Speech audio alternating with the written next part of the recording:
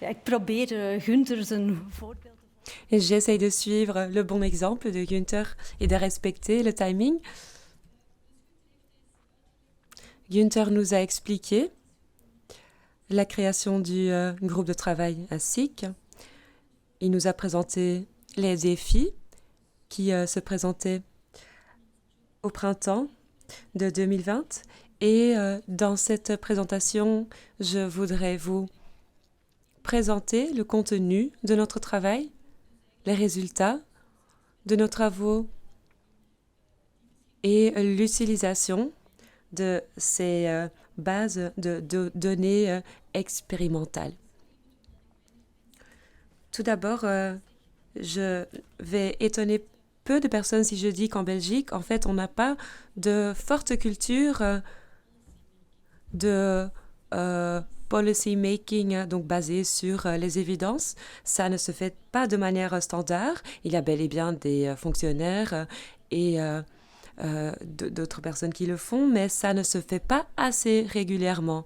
Et la collaboration que nous avons eue les 2 années passées a démontré qu'il y a beaucoup plus de possibilités à ce niveau-là, surtout si on rassemble les forces au-delà des institutions. Donc je vais vous présenter les résultats par thème. Je ne vais pas tous les présenter parce qu'il y a beaucoup de mesures qu'on a prises et malheureusement, le temps ne nous permet pas de parcourir tout le travail. Ce qui est très important pour tous les thèmes, c'est de garder en tête qu'on a pu recevoir des données très détaillées, des données administratives, mais aussi d'autres données de StatBel. Ça nous a permis de faire un inventaire très détaillé. Dès lors, nous avons pu constater l'impact pour le secteur socio-économique. Évidemment, il y avait des différences à ce niveau-là, mais on a aussi pu étudier des profils en particulier dont on savait qu'ils étaient déjà vulnérables. Enfin, je vais vous parler des grands inconnus en ce moment et les défis qui se profilent pour l'avenir. Tout d'abord, on était reconnaissant de recevoir les données de la part des secrétariats sociaux. Cela nous a permis d'établir l'activité réelle sur le marché du travail.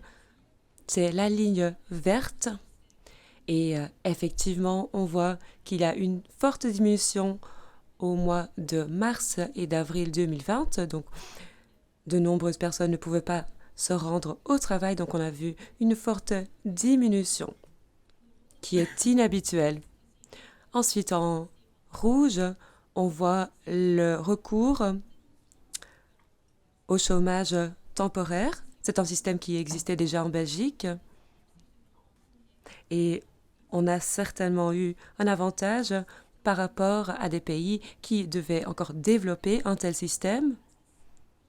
Et sur base de cela, on a pu calculer, grâce à ces chiffres, quelle était la proportion de personnes en chômage temporaire, donc en équivalent temps plein.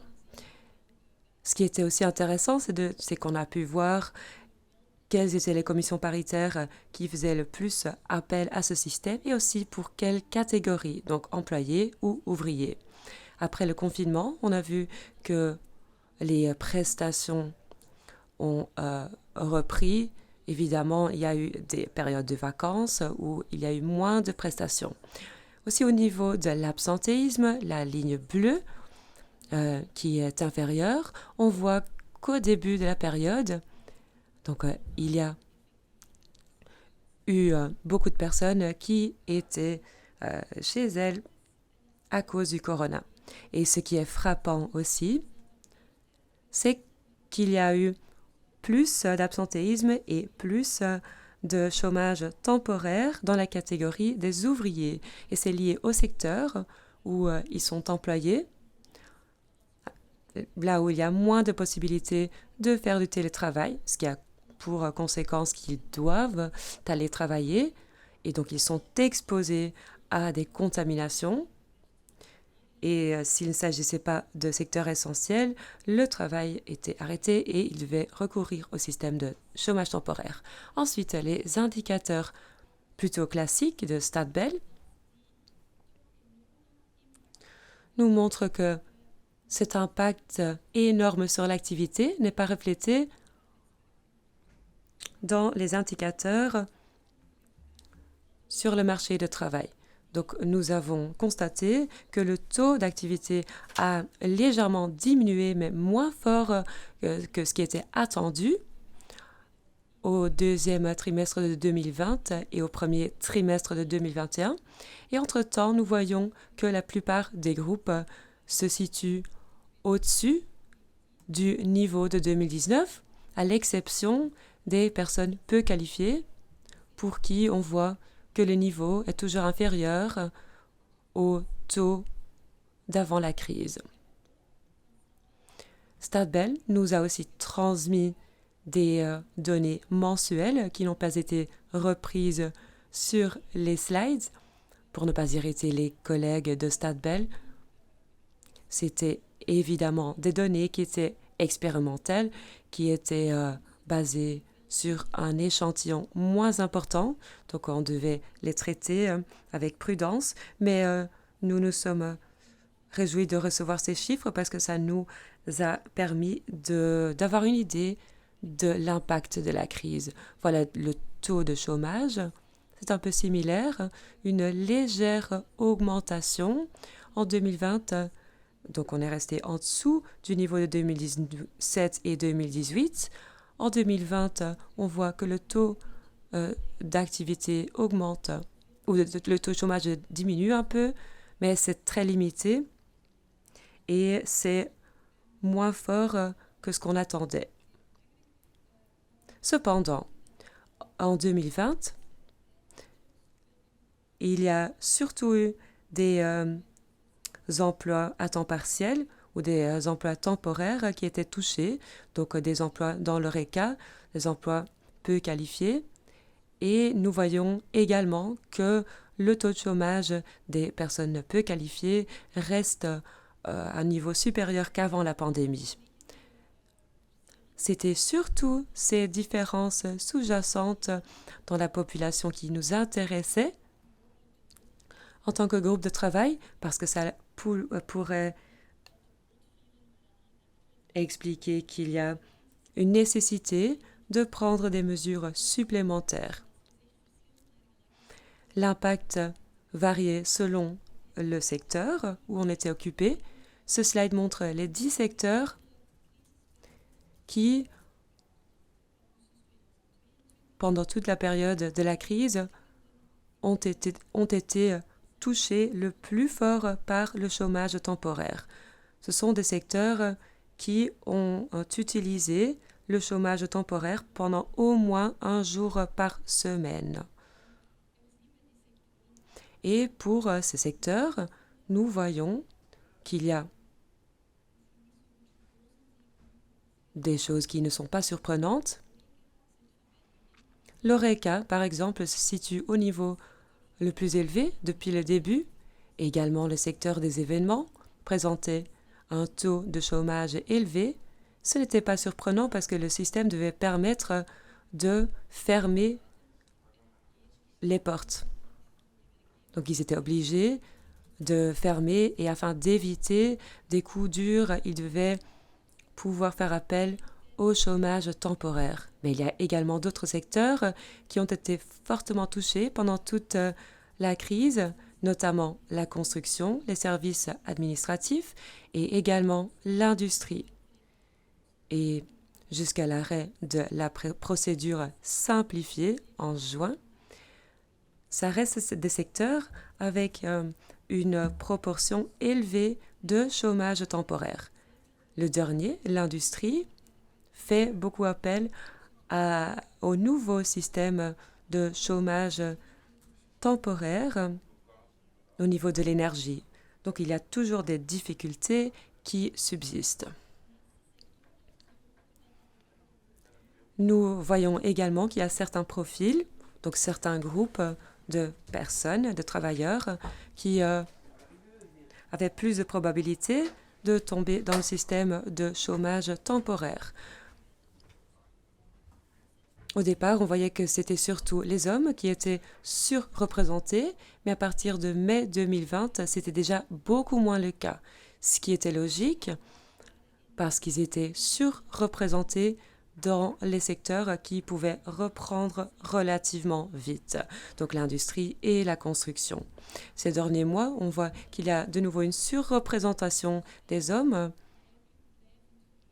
parce que l'industrie et la construction continuent de faire appel au système de chômage temporaire. Nous voyons également une surreprésentation élevée des bas salaires sur toute la période. Et en plus, nous voyons, surtout pour le mois d'avril, que ces personnes font appel au système de chômage temporaire pendant plus de jours par semaine.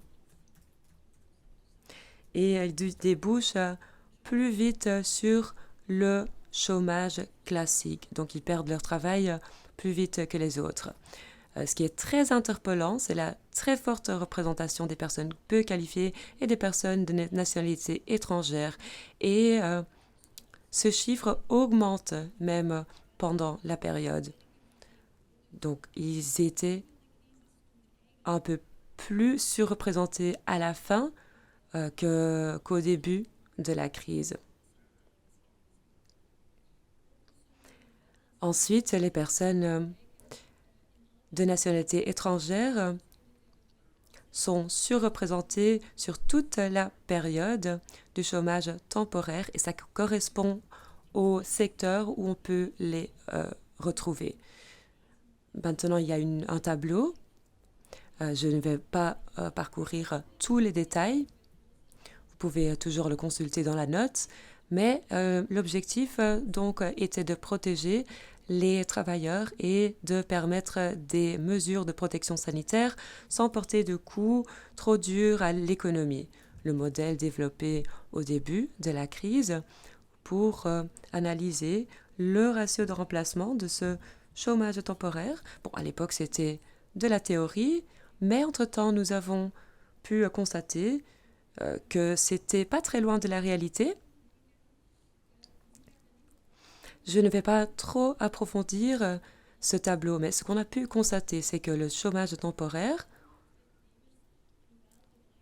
était ou a pu pallier aux effets de revenus les plus importants pour quasiment tous les travailleurs, mais il y a quand même des commentaires à faire. Surtout pour les bas salaires, la diminution immédiate du revenu mensuel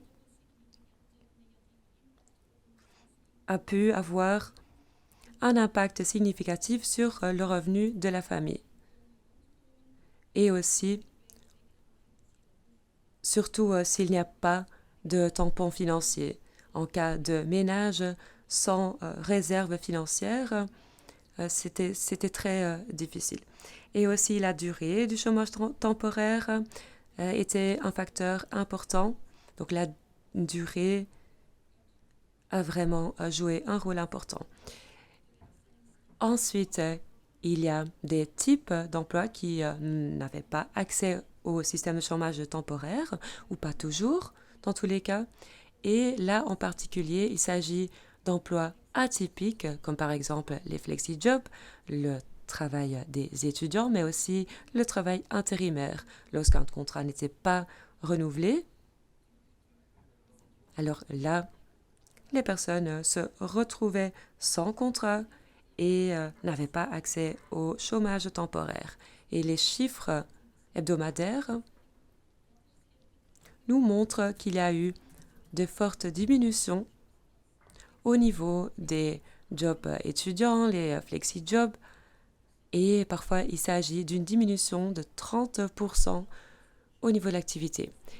On voit également que ce genre de jobs réagissent le plus vite à des améliorations. Donc lorsque la situation s'améliore, les personnes sont remises au travail. Mais cela n'empêche pas que la disparition de revenus était problématique pour certains groupes. Voilà en ce qui concerne les salariés. Ensuite, il y a les indépendants, le droit passerelle pour les indépendants. On a vite fait appel au droit passerelle pour les étudiants. En mars-avril 2020, il y a eu beaucoup d'indépendants qui étaient contraints de fermer leurs portes. Et pendant le pic de 2020, il y avait à peu près 400 000 indépendants qui faisaient appel au droit passerelle.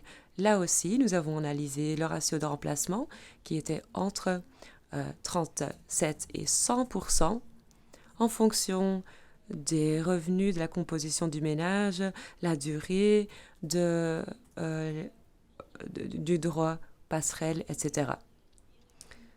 Malgré l'impact réel de la pandémie sur les indépendants, on ne voit pas d'augmentation significative des faillites. Madame Waterblay a déjà mentionné les chiffres. Nous ne voyons pas d'augmentation, surtout pas au début de la période, et il est possible que ce soit dû à des mesures de soutien, comme par exemple des moratoires ou des modalités de paiement. Cependant, ce que nous voyons, c'est que à l'automne de 2021, il y a eu une tendance à la hausse. Et donc, ça reste un point d'attention pour le groupe de travail. Cette inquiétude de savoir qu'il peut y avoir des effets à longue durée m'amène au thème suivant. Donc, la pauvreté et l'assistance sociale. Donc, il y a des données qu'on a pu suivre, comme par exemple le nombre des personnes bénéficiaires d'un revenu d'allocation. C'est des données qui existaient déjà. Et au début de la pandémie, il y a eu une augmentation des bénéficiaires des revenus d'intégration avec un pic en février 2021. Donc là, il y a eu 160 000 personnes qui recevaient un revenu d'intégration sur base mensuelle. Ensuite, on a vu une diminution. Donc, il y a eu 150 000 personnes fin 2021 et après une légère augmentation au début de cette année, on voit que le nombre de bénéficiaires en août 2022 se situe aux alentours de 148 000 personnes.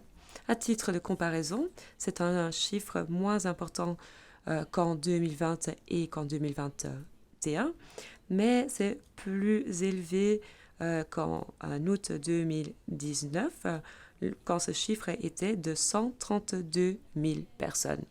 Günther l'a déjà dit, grâce aux efforts des CPAS qui répondent à l'enquête du SPP, on connaît aussi l'impact d'autres types d'aides. Et ça, c'est plus intéressant parce que ça répond à la question de savoir quels étaient les besoins des ménages pendant cette période. Et au début de cette crise, on voit qu'il y a déjà une forte augmentation. Il y a eu un pic en novembre 2021. Donc c'est une augmentation qui a continué pendant très longtemps. Et ce n'est qu'à partir de décembre et janvier de cette année qu'il y a de nouveau une diminution. En avril et en mai, donc les services d'aide sociale se situaient à un niveau moins élevé qu'avant la crise, même s'il y avait encore une augmentation pour certains types, comme par exemple la médiation de dette. La médiation de dette, à partir de juin 2020, a connu une tendance à la hausse à partir de juin 2020 et ça continue d'augmenter jusqu'en janvier 2021 avec un pic en mai 2022. Une explication possible peut être la suivante.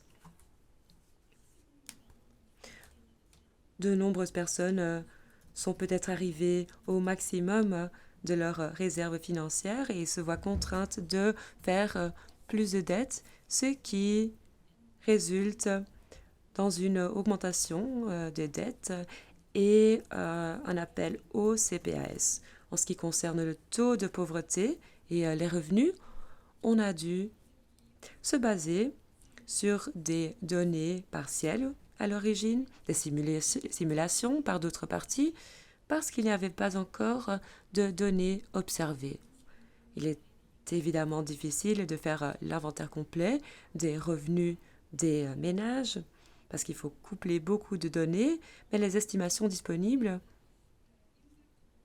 ont montré qu'il y avait un impact limité sur les revenus des ménages et sur le taux de pauvreté.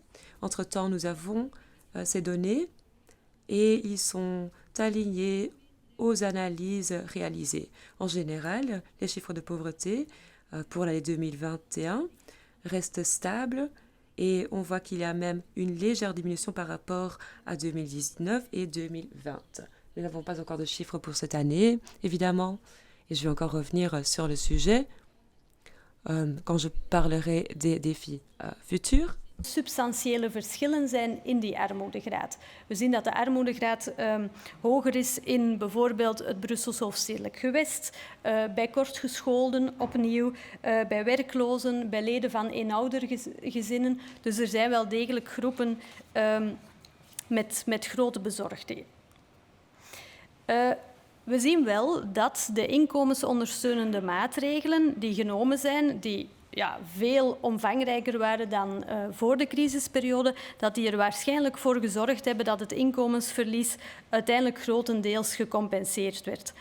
Als alle uitkeringen die bestonden zouden wegvallen, dus als we het armoederisico zonder social transfers zouden berekenen, uitgezonderd de pensioenen, dan zou het armoederisico gelijk zijn aan 27,2% in 2021 ten opzichte van 25,6% in 2021, ten opzichte van 25,6% in 2020. Het werkelijke armoederisico, dus na sociale transfers, is slechts gelijk aan 12,7% in 2021. Dus er is een toename geweest van het effect in de armoedereductie door uitkeringen in 2021. We kunnen hier nog... Oh, wacht. Ik dacht dat ik nog een slide had. We kunnen hier nog dieper op ingaan, uiteraard, door naar de werkenden specifiek te kijken waar er nog meer maatregelen werden genomen, specifiek voor die groepen, en ook waar we zien dat dat ook een heel duidelijke impact had. Maar ik ga dat overlaten aan de COVIVAT-leden straks. Maar alleszins hebben we dus in de loop van de pandemie tal van indicatoren kunnen volgen, zeer snel meestal, en de effecten van zeer veel maatregelen. Ik ben er nog heel veel vergeten. Denk aan de uitstroom naar werkloosheid volgens profiel, de mate waarin men aan telewerk deed en of bedrijven telewerk toestonden in hun bedrijf. Het gebruik van het corona-ouderschapsverlof, ook voor verschillende profielen, naar de inkomen, naar de opleidingsniveau, etc. Al die resultaten zijn te vinden in de edities van onze analytische nota en zijn, denk ik, zeer interessant voor wie zich daarin interesseert. Maar het belangrijkste dat ik hier eigenlijk wou tonen, ligt eigenlijk in de lijn van wat Gunther al vertelde, namelijk dat er zeer veel mogelijk is en dat snelle beleidsopvolging kan. Ook al is dat soms op basis van partiële of voorlopige data, kunnen we toch veel sneller reageren dan we gebruikelijk doen. Nogmaals, dat is een werk van zeer veel mensen en het is niet evident om dat te doen, maar het kan wel. En dat brengt mij bij een aantal conclusies, bij de resultaten. Heel veel van de data die we hadden waren voorlopig of waren zelfs experimenteel. Maar we kunnen inmiddels vaststellen dat die gegevens een vrij goed beeld gaven van de impact, alleszins een beeld op basis waarvan het mogelijk was voor beleidsmakers om te reageren. Wat hebben we gezien? Een vrij beperkte impact op arbeids- en armoedeindicatoren. ondanks zeer grote veranderingen in het reële arbeidsvolume, ondanks een enorm gebruik van tijdelijke werkloosheid, van overbruggingsrecht. En dit wijst erop dat dergelijke maatregelen en ons systeem van sociale bescherming, dat die wel degelijk een rol spelen als automatische stabilisatoren en als armoedebestrijders. Maar tegelijk valt toch zeer sterk op dat de impact ongelijk verdeeld was over sectoren en ook over specifieke groepen. En we zien dus op dit moment ook een sterke stijging in het niveau van bepaalde vormen van maatschappelijke hulpverlening, mogelijk ook van de faillissementen, ook al is het nog vroeg om dat te zeggen. Maar we zien dus wel dat personen die eigenlijk al de usual suspects waren als het aankomt op kwetsbare groepen, dat die wel degelijk nog altijd de grootste impact ervaren en dat het er niet naar uitziet dat dat probleem zichzelf zal oplossen. Dat brengt mij bij onze uitdagingen. De samenwerking binnen de WGSIC heeft ook wat mij betreft geleerd dat het combineren van gegevens van diverse bronnen, de administratieve, maar ook de andere, dat dat een zeer grote meerwaarde is voor het monitoren van de sociale impact van dergelijke crisissen. En dat is goed, want eigenlijk is in de loop van dit jaar is de C in WGSIC een beetje naadloos veranderd in crisis in het algemeen. Dus het letterwoord kan behouden worden, maar we nemen andere crisissen. En we staan dus nog steeds voor grote uitdagingen. De grootste vraag op dit moment is denk ik wat er zal gebeuren met inkomens. Mensen werken weliswaar, maar volstaat het inkomen dat ze daaruit halen om het hoofd boven water te houden bij prijsstijgingen, etc. Wat gebeurt er met de armoedesituatie, het beroep op sociale bijstand? Enerzijds in die nasleep van de crisis, waar mogelijk mensen hun reserves al hebben moeten aanspreken, in combinatie met de nieuwe context waarin we zitten, prijsstijgingen die opnieuw groepen treffen die eigenlijk al het zwaarst getroffen waren. Het is zeer waarschijnlijk dat die het in de komende tijd opnieuw moeilijker zullen krijgen. En we zijn dus op dit moment zeer sterk aan het nadenken hoe we dit ook nog sneller zouden kunnen monitoren. Dus mochten bijvoorbeeld de academici suggesties hebben voor nuttige data, liefst snel en beschikbaar, dan zijn we een vragende partij. Zal deze crisis zich vertalen in een effectieve stijging van faillissementen en vervolgens ook een daling van de werkgelegenheid? Valt af te wachten, maar ik denk dat alleszins gebleken is dat een consolidering van onze werking noodzakelijk is, maar tegelijk ook in een vorm waarin die flexibiliteit om in te spelen op nieuwe contexten, op helaas nieuwe crisissen. Je weet ook nooit wat er nog qua internationale pandemie kan gebeuren. Om daarop te kunnen inspelen, denk ik dat we ook moeten zorgen dat de flexibiliteit die we aan de dag hebben kunnen liggen, dat we die ook kunnen behouden.